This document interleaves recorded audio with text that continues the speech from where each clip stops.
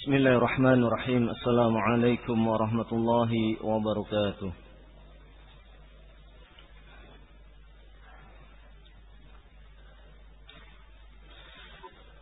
Innal hamdalillah nahmaduhu wa nasta'inuhu wa nastaghfiruh wa na'udzu billahi min shururi anfusina wa min sayyiati a'malina.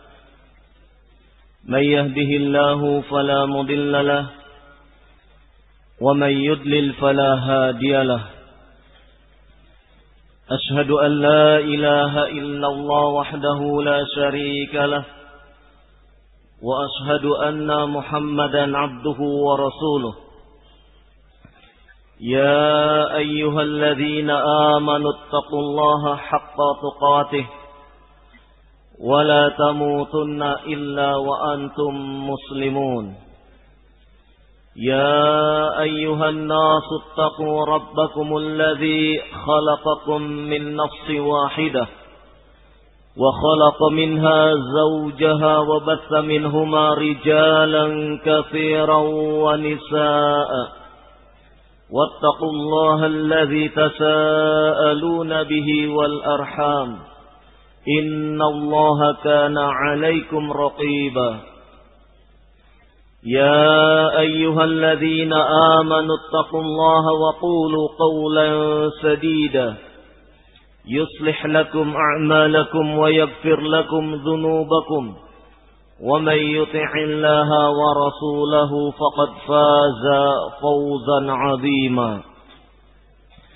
أما بعد فإن أصدق الحديث كتاب الله وخير الهدي هدي محمد صلى الله عليه وعلى آله وسلم وشر الأمور محدثاتها فإن كل محدثة بدعة وكل بدعة ضلالة وكل ضلالة في النار.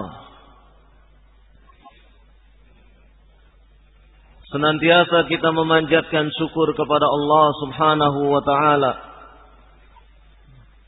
Allah lah yang telah memberikan beragam nikmat kepada kita semua. Nikmatul iman wa nikmatul Islam. Dua nikmat yang sangat utama yang hingga detik ini masih kita rasakan. Semoga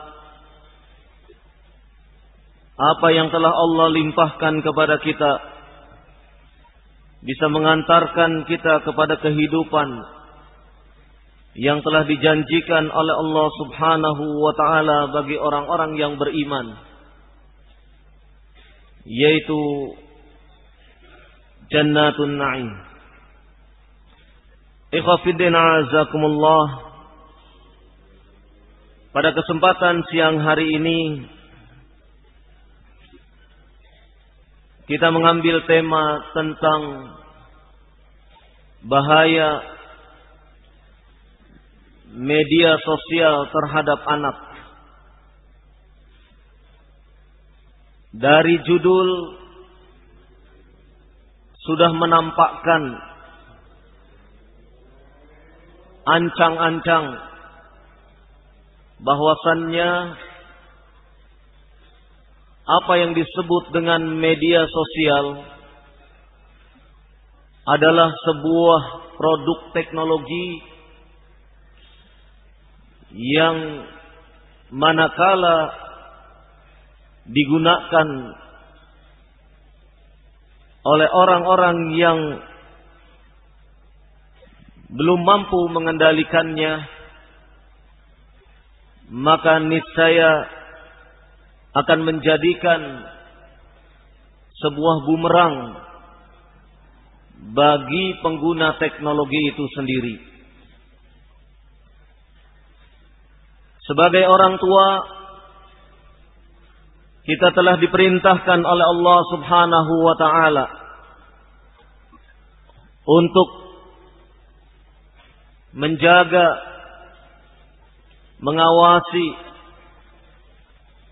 membimbing, mengarahkan anak-anak kita anak-anak yang telah diamanahkan kepada orang tuanya.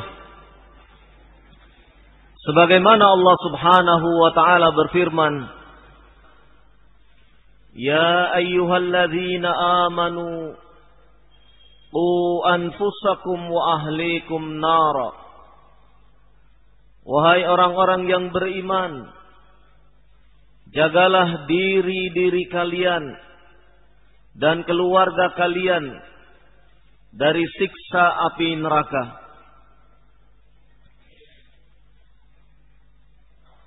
Kata sahabat yang mulia Ali bin Abi Thalib radhiyallahu anhu, yang dimaksud dengan qu anfusakum wa ahlikum nara, jagalah diri-diri kalian dan keluarga kalian dari siksa api neraka.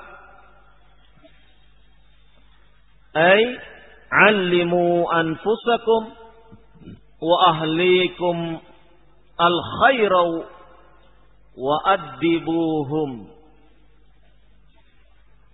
Hendaklah kalian mengajari diri-diri kalian dan keluarga kalian tentang nilai-nilai kebaikan, tentang sesuatu yang baik, dan hendaklah mendidik mereka dengan sesuatu yang baik atau nilai-nilai yang baik tersebut. Inilah tugas dari orang tua terhadap anak-anak. Terkhusus adalah tugas seorang ayah yang mengawasi, membimbing segenap orang-orang yang berada di bawah tanggung jawabnya. Hendaklah mereka mengajari diri-diri mereka sendiri, kemudian keluarga mereka termasuk istri dan anak-anaknya, untuk bisa memahami nilai-nilai kebaikan, ajaran-ajaran yang kemudian diamalkan sebagai sebuah kebaikan, mendidik mereka untuk senantiasa iltizam kepada apa yang telah dibawa oleh Rasulullah sallallahu alaihi wa ala alihi wasallam.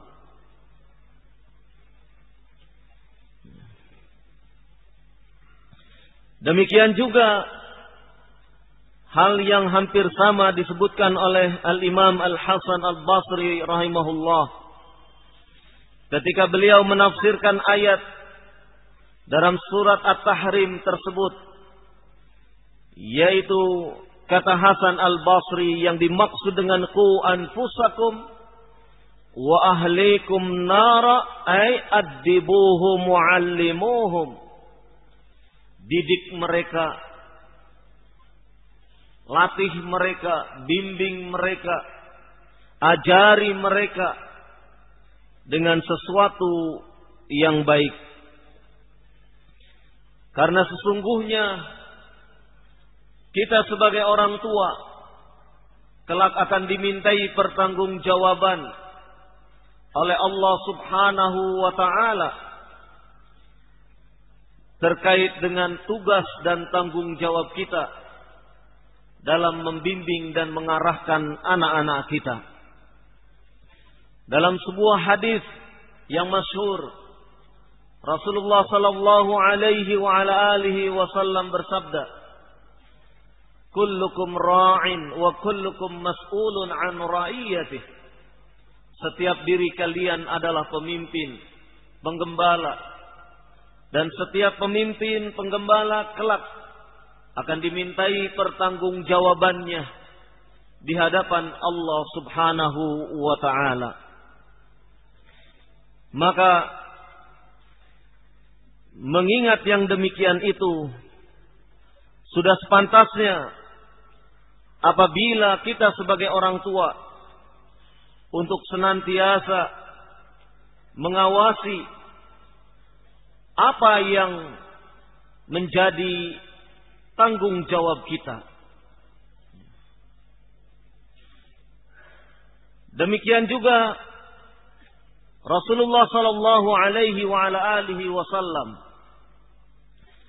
pernah menyampaikan tentang tugas dan tanggung jawab kita sebagai orang tua, yaitu dalam mendidik, mengawasi mereka agar mereka menjadi orang-orang yang senantiasa taat kepada Allah dan Rasul-Nya.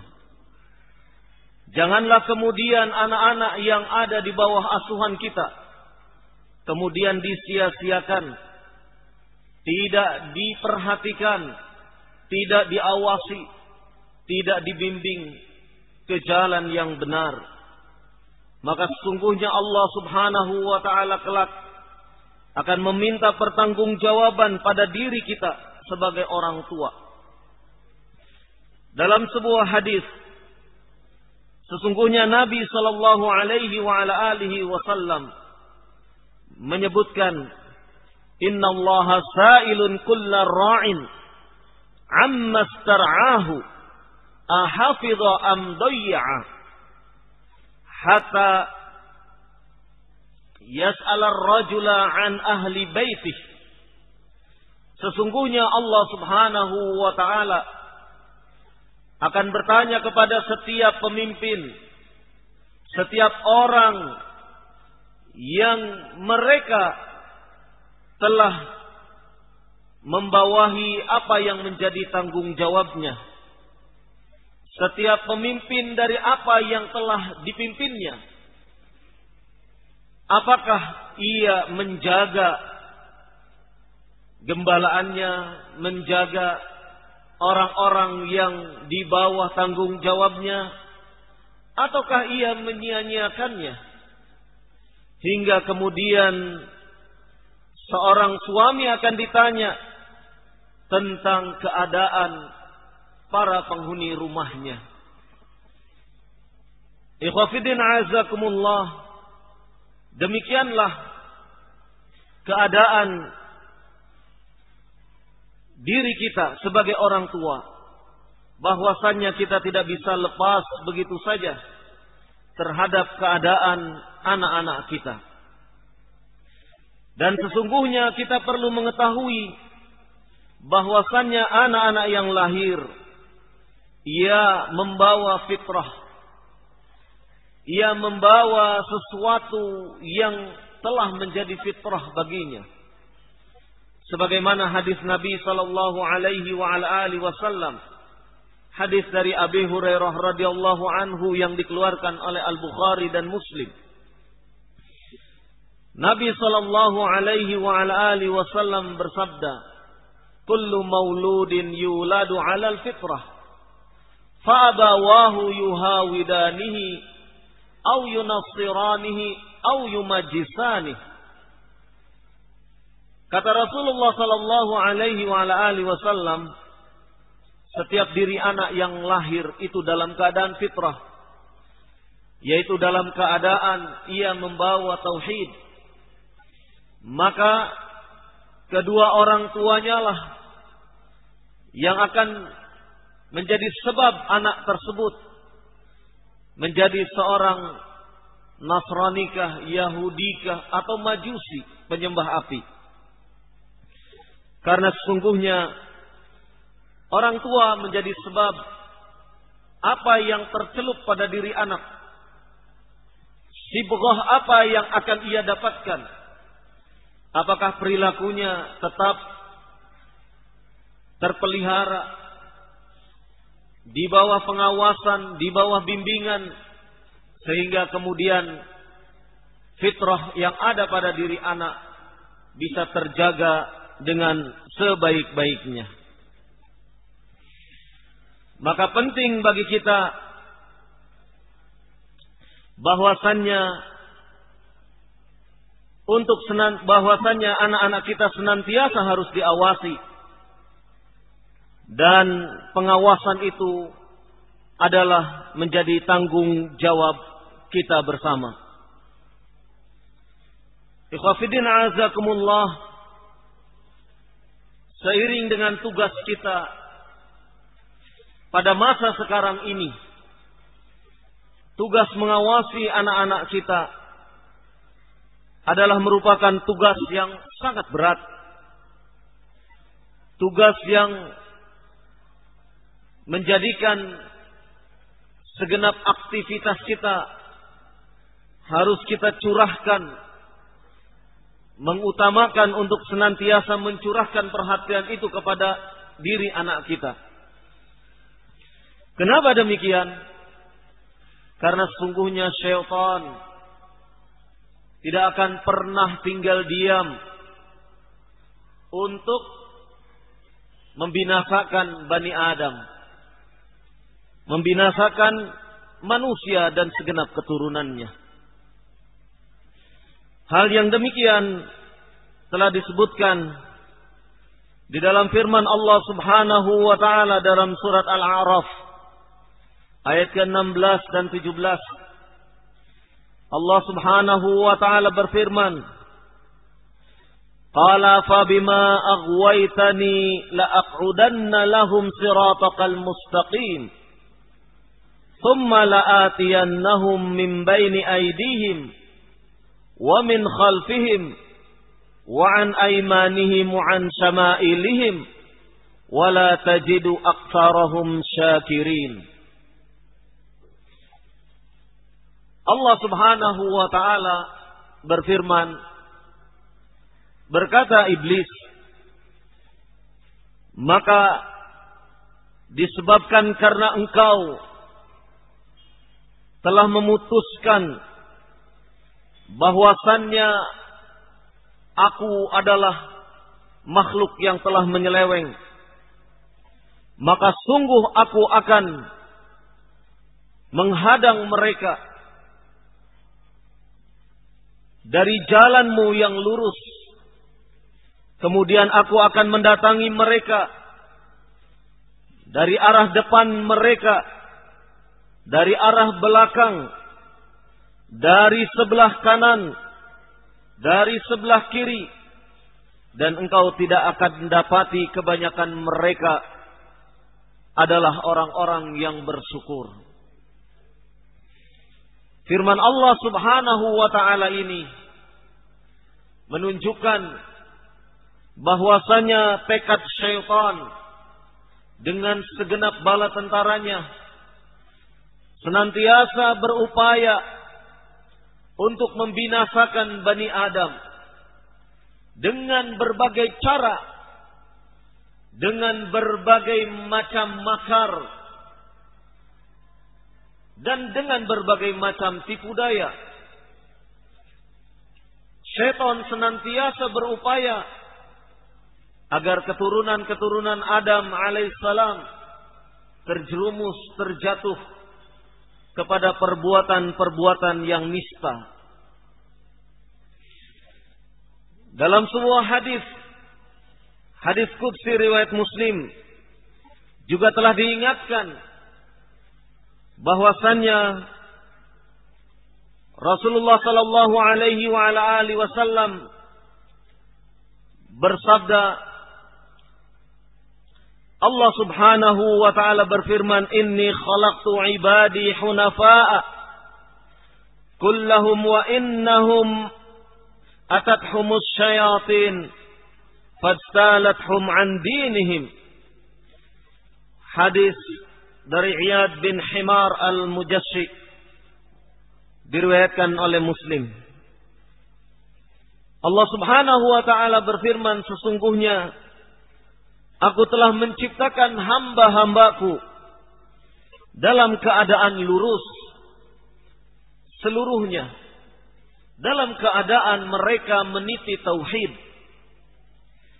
Dan sesungguhnya aku mendatangi mereka, para syaitan mendatangi mereka. Dan sesungguhnya para syaitan mendatangi mereka. Dalam rangka apa?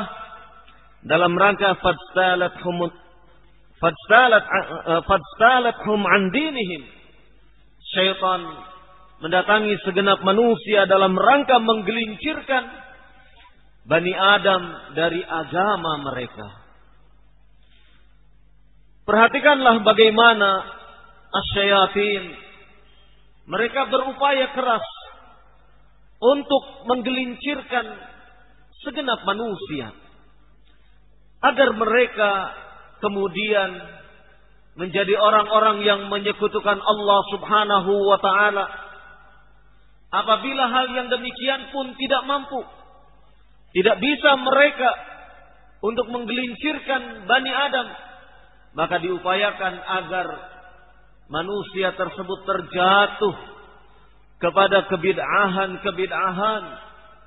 Dan seandainya syaitan pun tidak mampu menjerumuskan seorang hamba untuk melakukan kebid'ahan, maka syaitan itu pun menggoda, membuat makar.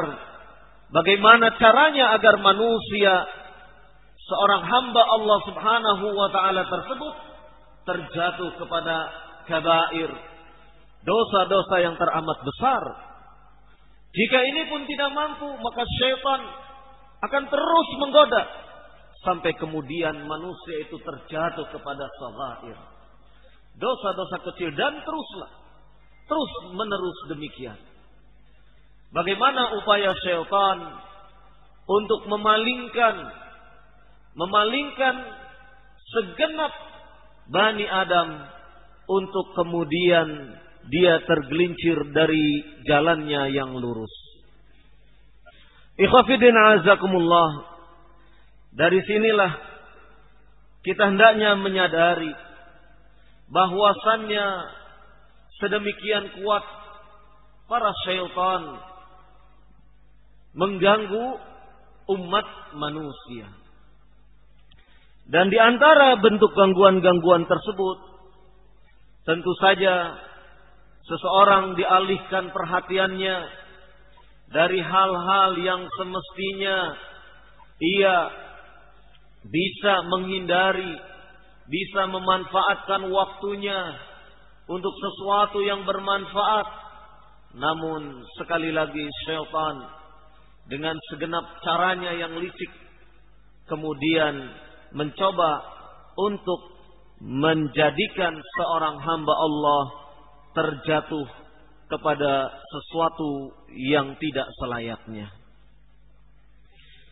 Apalagi di tengah dewasa ini, produk-produk teknologi yang sedemikian besar, sedemikian banyak, hingga kemudian kita tidak mampu untuk menahan laju perkembangan teknologi tersebut, kecuali kita menerima dengan memanfaatkan teknologi itu sebaik-baiknya untuk kepentingan-kepentingan yang bermanfaat, yang mengandung maslahat. Namun tentu saja kita pun tidak memungkiri bahwasannya dari produk-produk teknologi itu akan menimbulkan dampak-dampak yang tidak baik. Ikhwafidin azakumullah. Kalau kita perhatikan bahwasannya yang dimaksud dengan media sosial, kita mungkin sudah tahu, faham. Di sana ada yang mungkin berbentuk dengan tablet, di sana mungkin ada yang berbentuk HP dan seterusnya. Namun menurut para ahli, yang dimaksud dengan jejaring sosial ataupun media sosial yaitu sebuah layanan berbasis web yang memungkinkan seseorang membangun profil publik atau semi publik dalam sistem terbatas. Artinya berbasis web, bahwasannya teknologi sekarang ini segala sesuatunya bisa dikaitkan dengan hal-hal yang menurut istilah kita kaitannya dengan internet. Nah, dengan berbasis web tersebut sehingga kemudian memungkinkan untuk tersambung dengan sejumlah pengguna lain untuk saling berhubungan, kemudian melihat dan menelusuri sejumlah hubungan mereka yang dibuat oleh orang lain dalam satu sistem. Entah itu dengan nama Twitter, entah itu dengan nama Facebook atau WhatsApp dan yang lainnya. Itu semua adalah termasuk dalam kategori jejaring sosial, atau diistilahkan lain media sosial, yang kita manakala tidak hati-hati mengendalikannya akan kemudian bisa menjadikan kita tergelincir kepada hal-hal yang tidak kita inginkan. Terus terang, sudah ada beberapa keluhan, entah dari ummahat atau dari yang lainnya, bahkan mungkin anak-anak kita sendiri. Sebelum apa yang disebut media sosial berbahaya terhadap anak-anak, ternyata tingkat bahayanya pun tidak semata-mata kepada anak-anak. Media sosial ini pun tidak sedikit justru membahayakan para orang tua. Para orang tua sendiri. Bagaimana tidak bahaya? Suami setelah ada keperluan dari luar rumah, kemudian ia pulang ke rumah, yang semestinya ia bisa bercengkerama dengan keluarganya, istri dan anak-anaknya, tapi karena ada media sosial ini, kehangatan keluarga itu bisa berkurang. Orangnya ada dalam satu kamar, suami di kamar, istri di kamar, orangnya satu ruangan. Tetapi karena media sosial ini, satu dengan lainnya tidak bertegur sapa. Istri menjawab WhatsApp yang masuk pada dirinya, suami juga menjawabi WhatsApp yang masuk ke HP-nya. Satu ruangan, tapi tidak bertegur sapa. Istri bertegur sapa dengan orang lain, suami bertegur sapa dengan orang lain. Inilah sebenarnya yang sedikit ataupun banyak bisa mengganggu keharmonisan kehidupan keluarga. Dalam jangka yang panjang, kalau jangka sebulan, 2 bulan mungkin tidak terasa.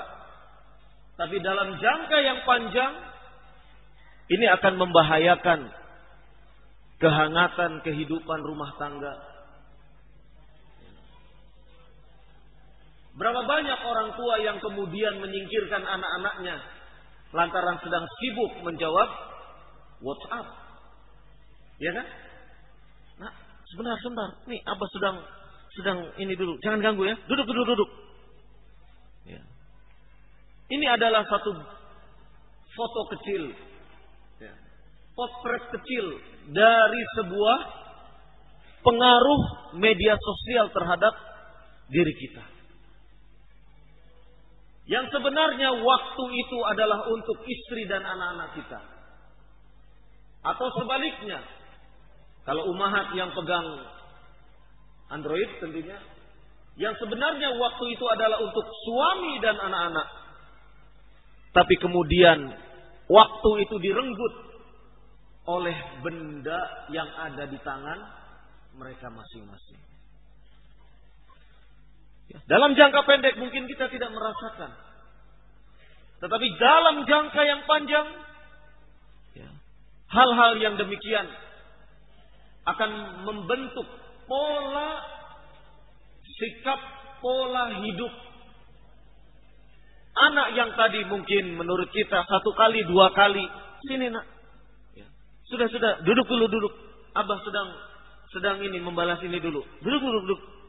Mungkin 1 kali anak bisa memaklumi. 2 kali anak bisa memaklumi. 3 kali mungkin bisa memaklumi. Tapi keempat, kelima kali anak tidak akan peduli lagi. Paling nanti dekat abah juga diusir. Anak akan mencari perhatian lain. Anak akan mencari kegiatan lain. Dan inilah mulai adanya titik renggang antara hubungan orang tua dengan anak. Anak pun akan mengambil kesibukan-kesibukan lain. Akan melakukan kesibukan-kesibukan lain. Karena apa? Karena ketika ia dekat dengan ayahnya, kehangatan itu tidak ia peroleh. Ya. Semestinya kan ketika anak datang, kita kan sudah bekerja seharian di rumah, seharian di luar rumah bekerja. Kemudian ketika anak kita datang, semestinya kan kita rindu. Kita ingin bercengkrama, bergurau dengan anak-anak.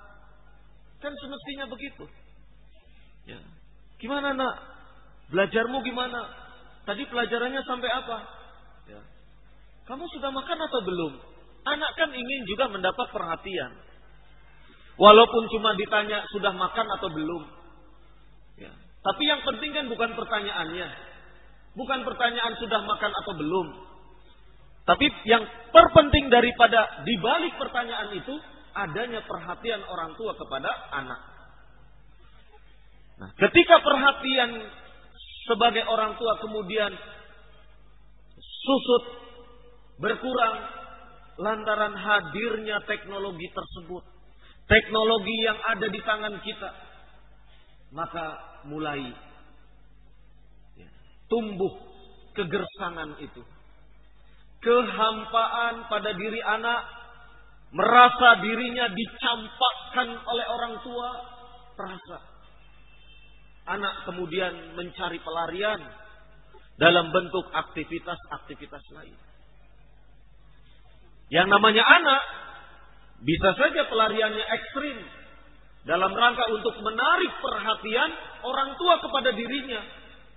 Entah mungkin nakali adiknya. Ya, adiknya nggak punya salah. Ya, punya mainan direbut-rebut. Yang biasanya tidak begitu perilakunya. Ya.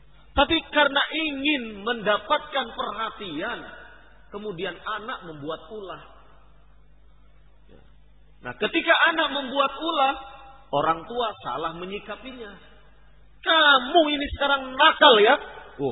Sudah dituduh nakal. Ya. Sebabnya apa? Sebabnya itu loh bah. Kalau anak bisa bicara loh ya. Sebabnya itu loh yang ada di tangan abah. Kok yang disalahkan saya? Saya mendekati abah supaya saya dipeluk, ditanya, diperhatikan. Kan abah bilang. Abah mengatakan kepada saya. Nanti abah sedang sibuk ini. Nah sekarang. Ini mungkin kalau bahasa batinnya. Tapi itulah. Beberapa peristiwa. Beberapa kasus anak-anak yang bermasalah itu tidak lain disebabkan karena faktor orang tua. Faktor orang tua. Maka sebagaimana dikatakan oleh Ibnul Qayyim rahimahullah, bahwasannya penyebab daripada kerusakan anak yang terbesar adalah karena sikap dan tindakan dari seorang ayah. Kenapa demikian? Karena seorang ayah tidak kemudian menanamkannya nilai-nilai sunnah, bahkan meninggalkan pendidikan-pendidikan tentang din. Orang tua tidak memperhatikan anak, ini sudah meninggalkan apa yang dituntunkan dalam agama. Yang semestinya anak itu direngkuh. Yang semestinya anak itu dipeluk. Yang semestinya anak itu diperhatikan. Ditanya. Berinteraksi, bercakap-cakap dengan anak. Semestinya kan demikian. Rasulullah sallallahu alaihi wasallam sedemikian besar perhatiannya kepada anak-anak. Ketika beliau berkunjung ke perkampungan Ansar, beliau datang memberi salam, beliau datang mengusap kepala anak-anak Ansar, beliau datang mendoakan anak-anak. Ini menunjukkan perhatian beliau. Sebagaimana hadis yang diriwayatkan oleh At-Tirmidzi, hadis dari Anas bin Malik. Hadis ini disahihkan oleh Syekh Muhammad Nasiruddin Al-Albani. Kana Rasulullah sallallahu alaihi wa ala alihi wasallam yazurul ansar wa yusallim ala sibyan wa yamsahu ru'usahum wa fi riwayatin wa yad'u lahum. Dalam riwayat An-Nasa'i, riwayat yang lain, riwayat An-Nasa'i menyebutkan wa yad'u lahum. Bagaimana Nabi sallallahu alaihi wasallam datang ke perkampungan Ansar, memberi salam kepada anak-anak, mengusap kepala-kepala mereka, kemudian mendoakan mereka. Ini adalah bentuk perhatian. Bentuk perhatian dari Rasulullah sallallahu alaihi wasallam kepada anak-anak. Kenapa demikian? Karena yang namanya perhatian, yang namanya memperhatikan orang tua kepada anak, itu ibaratnya kalau fisik tubuh kita ibaratnya sebuah nutrisi yang dimasukkan ke dalam tubuh kita. Perhatian adalah sebuah nutrisi bagi batin anak. Jangankan anak-anak, kita saja. Kalau tidak diperhatikan, kan merasa tersinggung kita. Kita bicara, teman-teman yang kita ajak bicara memalingkan wajah. Bagaimana perasaan kita? Tersinggung. Bahkan mungkin kita sakit hati kita. Diajak bicara kok buang muka. Kan begitu? Begitu juga anak kita. Ketika ia mendekat, harapan daripada anak itu adalah kita sebagai orang tua, sebagai ayah menyambutnya. Tapi kemudian kita sibuk dengan produk teknologi yang ada di tangan kita. Apa jadinya perasaan seorang anak? Apa jadinya perasaan seorang anak? Tentu ketika anak diperlakukan seperti ini, sekali lagi sebagaimana tadi saya sebutkan, ia akan mencari perhatian, ia akan mencari aktivitas-aktivitas lain sebagai bentuk pelarian dari ketiadaan perhatian pada dirinya. Maka ikhwah fiddin azakumullah, inilah salah satu dari sisi bahaya media sosial. Oleh karena itu, kita sebagai hamba Allah Subhanahu wa taala harus pandai-pandai diri. Harus pandai-pandai diri memanage waktu kita. Jangan dikira istri kita itu tidak tersinggung dengan adanya tablet di tangan kita. Dengan adanya HP di tangan kita. Jangan dikira. Ketika perhatian kita hanya fokus kepada HP, kepada tablet yang ada di hadapan kita. Istri bicara, kita sendiri tidak memperhatikan. Jangan dikira kemudian tidak menjadikan seorang istri kemudian tidak tersinggung. Kecemburuan itu tetap ada. Kecemburuan itu tetap ada. Jadi media sosial ini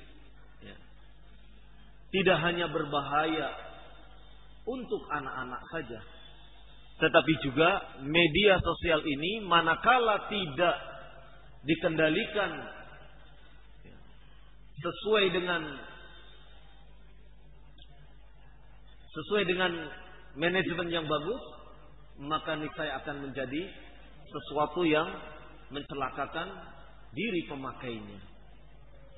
Ini terkait dengan orang tua.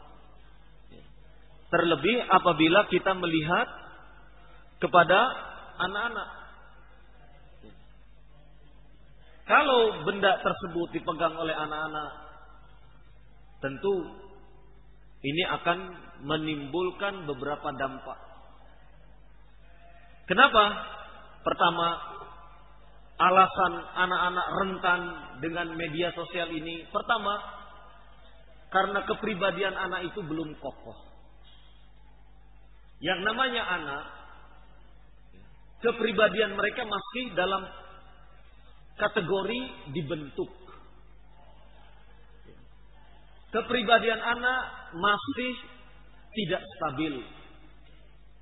Apalagi kepribadian anak-anak yang dari usia anak masuk ke usia remaja awal, masuk ke usia remaja akhir. Di tengah usia inilah kondisi ketidakstabilan itu akan nampak sangat.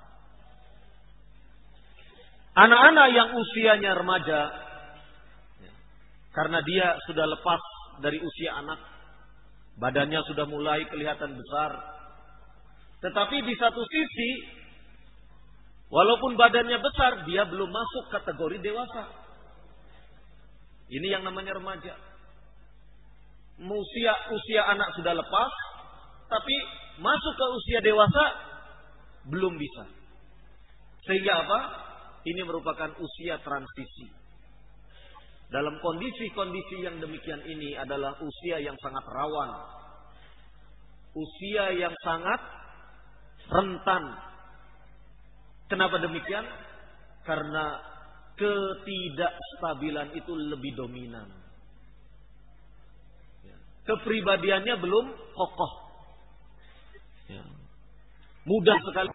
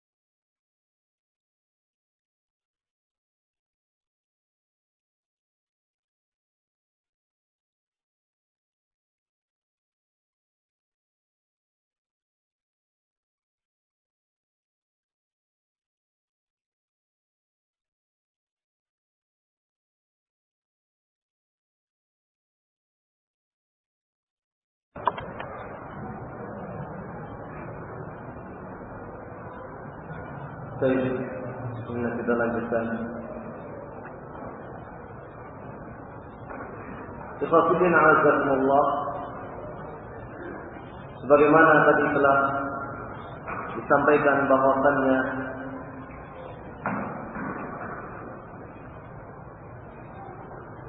yang namanya seorang anak, ia merupakan sosok manusia yang sedang tumbuh kepribadiannya, sehingga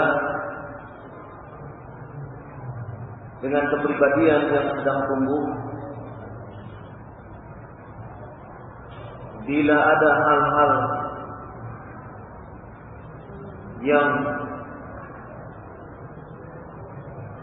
berat menimpa kepada keadaan jiwanya, tentu akan menimbulkan masalah.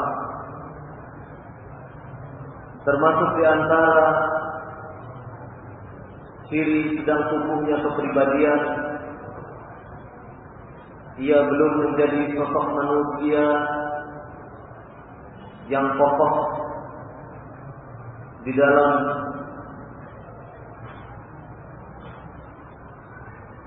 memilah mana yang baik untuk dirinya, untuk masa depannya, baik menurut agama, menurut syariat. Hal-hal yang demikian ini yang menjadi alasan kita untuk lebih hati-hati bila mana anak kita berinteraksi dengan berbagai media sosial tersebut. Karena media sosial yang ada sangat besar mempengaruhi pemikiran, mempengaruhi perilaku, mempengaruhi emosi daripada anak itu sendiri. Di antara bentuk-bentuk perilaku anak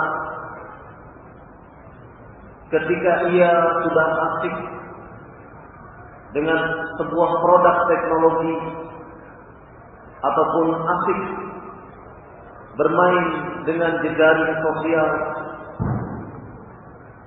kita harus mewaspadai manakala kita temukan pada diri anak kita, yaitu suka merahasiakan dalam menggunakan produk teknologi tersebut. Suka merahasiakan ketika ia bermain internet. Suka merahasiakan ketika ia mengutak-atik tab ataupun HP yang ada di tangannya. Ini sesuatu yang perlu kita waspadai. Kenapa demikian? Karena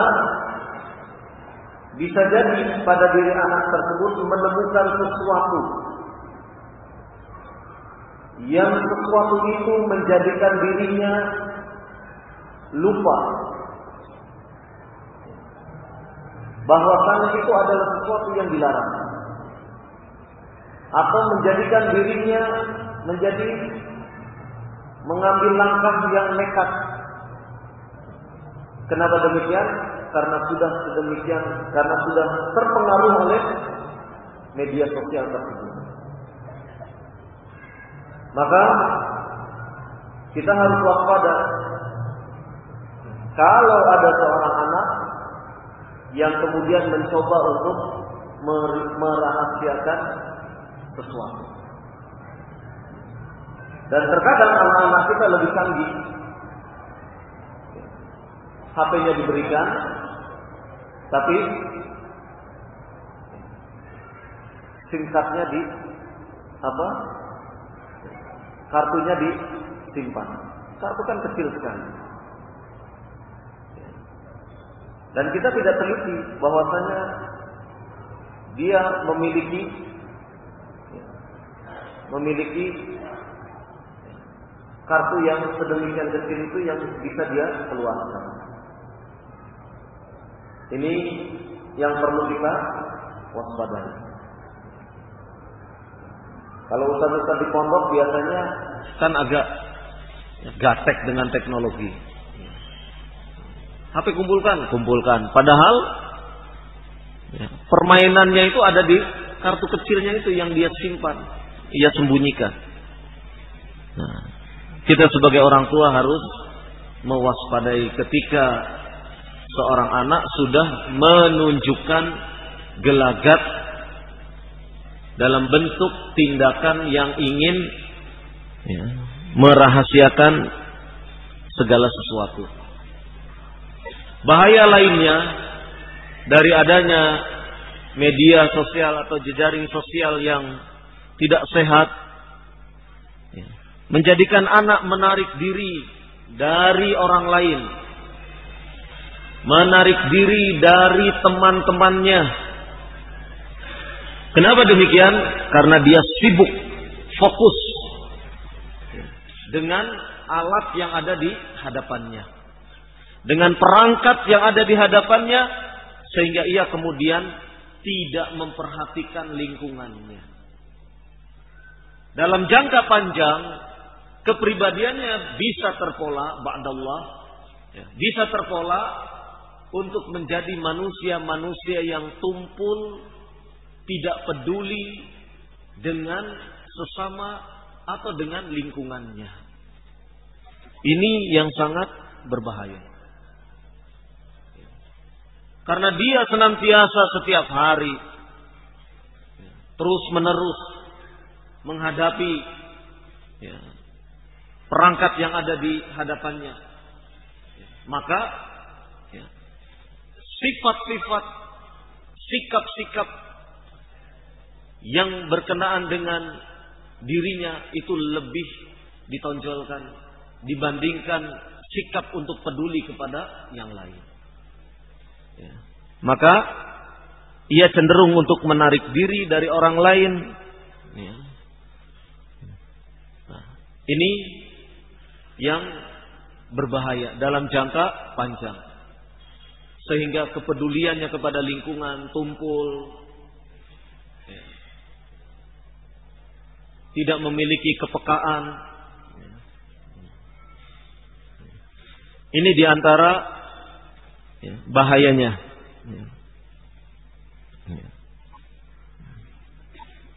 Kemudian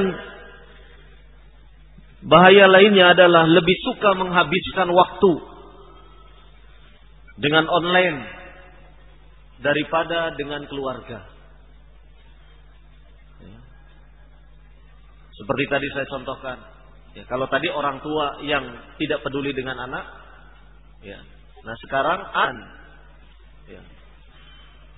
perangkat ini, maka ia akan tidak peduli dengan keadaan keluarganya. Ayahnya datang tidak dipedulikan, ibunya memerintahkan ambilkan sesuatu, tidak tanggap dia, masih asik terus sampai ibunya berteriak-teriak. Ini adalah diantara hal yang kalau ini terus terpola seperti ini, ia bisa menjadi manusia-manusia yang hadir di tengah keramaian, tetapi ia hanya memperhatikan keadaan dirinya saja. Nas'alullah as-salamah wal afiyah. Jadi ini diantara bahaya apabila anak sudah terpola dengan kehidupan yang dibentuk oleh perangkat teknologi, baik itu dalam bentuk jejaring sosial ataupun yang lainnya yang terdapat di dalam alat tersebut. Baik, mungkin sampai di sini dulu. Kita akan memasuki waktu salat zuhur. Subhanakallahumma wa bihamdik asyhadu an la ilaha illa anta astaghfiruka wa atubu ilaik. Wassallallahu ala nabiyyina Muhammad walhamdulillahi rabbil alamin.